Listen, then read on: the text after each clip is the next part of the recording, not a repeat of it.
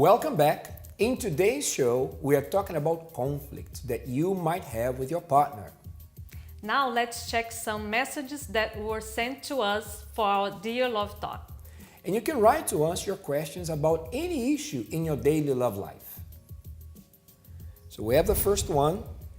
We have been married for 11 years. We always had everything we needed, good jobs, and a wonderful family. But when I lost my job, my relationship began falling apart. We are sad, pessimistic, stressed all the time, and always arguing. I am afraid something worse can happen. So, dear friend, I know it's short here what you write, but Anna, the marriage, every relationship actually also has to stand the trials of problems, of difficult times. Actually, they've been married for 11 years. This is a part of the vows that we exchange on the wedding day. We're not only happy, excited, and strong together when everything is going well, but we also have to weather the storm. And especially it's during problems that a relationship could go even stronger. When maybe you say here that you're pessimistic most of the time, probably is because you're focusing more on the problems than on trying to find a solution together, putting the heads together to find a solution, right? Yeah, I think at this moment they should analyze how is their relationship, because as you said, should not be based only happy times, right? Mm-hmm. They should, something was lacking. Mm-hmm. And this time they should be closer to solve these problems together and come out stronger. And you know, you're probably using emotions. You're probably going by emotions. You're letting your emotions take control. One important thing about intelligent love, you don't use emotions to solve problems. Emotions are not the right tool to solve problems. You deal with it at work, for instance. There are problems at work every day. You don't pluck your hair out of your head. You don't scream. You don't fight people because you're going to lose your job if you do that. How do you find solutions? You think things through. And I believe that this, dear friend, is what you need to do in order to find a solution to that. We have our next one.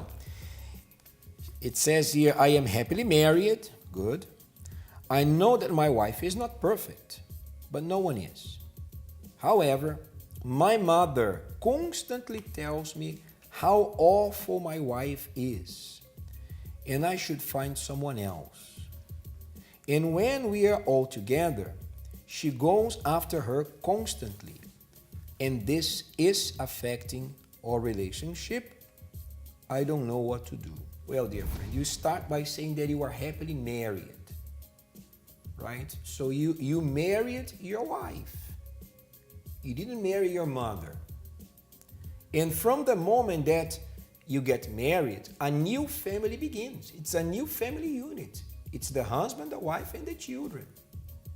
So any kind of comment, Anna, coming from whoever it may be, that is detrimental to the relationship husband and wife is not to be even heard, not even considered, unless there's something serious going on. Excuse me. Such as abuse, infidelity, that's another thing. But if it's just based on taste, oh, I don't like her, well, you know, she didn't marry the mother. The one that has to like is the husband. So if he says he doesn't know what to do, a good suggestion would be, sorry, Mom, you know, if you have anything to say about my wife that is not because she was unfaithful to me or abusive or something, please keep it to yourself.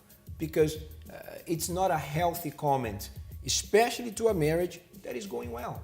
Many people, they can give their opinions, but you need to know who you got married to, and it's your life, it's your marriage, so you should protect it. So, okay, we have a next question, and it is, my wife and I are constantly arguing. We haven't had intimacy now for nearly 5 months. I keep telling her that I think it's wrong, but she ignores it. So Anna, two serious issues here. Number one, the constant arguments. So, of course, that we don't have to see eye to eye with everything. It's not realistic, that idea of a perfect relationship where they agree on everything. We don't agree on everything, right? Yeah, There are things, especially in taste and things that but we have to respect each other's differences. And if there has to be an argument, let it not be an argument that involves disrespect, yelling. Talk about things. Once again, I have to touch on the subject of how we solve problems at work. We don't shout, we don't attack, we don't disrespect. There are problems and sometimes different views, but how do we come to conclusions? How do we come to solutions? By talking, by communicating. So instead of arguing, my dear viewer, communicate, talk. Now, on the other matter, Anna, of the lack of intimacy, then it's something even more serious, because the intimacy of a couple, I could make a comparison to eating. If you stop eating, what's going to happen to you? You're going to die. The health of the body depends on a healthy diet, eating at the right times.